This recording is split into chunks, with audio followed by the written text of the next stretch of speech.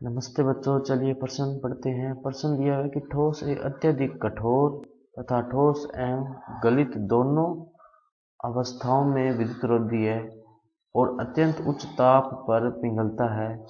यह ठोस या किस प्रकार का ठोस है? तो सबसे पहले बात करें अगर इस प्रश्न में, तो मुख्य अवधारणा क्या होगी? मुख्य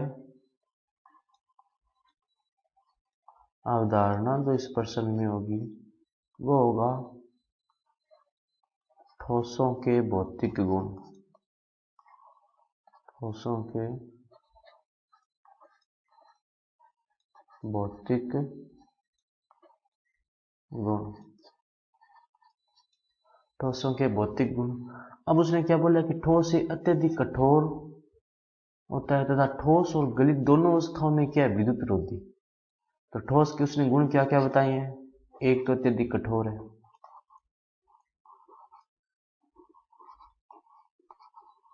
अत्यधिक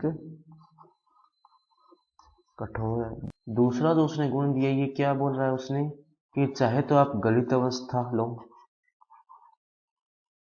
या ठोस अवस्था लो,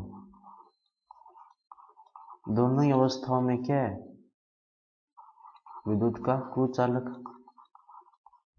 अवस्था में क्या है? कुचालक। ठीक है, ये दो गुण अपने को उसने दिए हैं, या विद्युत का कुचालक है ये। इसके आधार पे अपने को बताना है कि ये को किस प्रकार का ठोस है। तो अत्यधिक ठोस कठोर है, तो इसका मतलब ये क्या हो सकता है? आयनिक हो सकता है, सहसंयोजक, सहसंयोजक या नेटवर्क ठोस बोलते हैं जिसको, वो हो सकता है।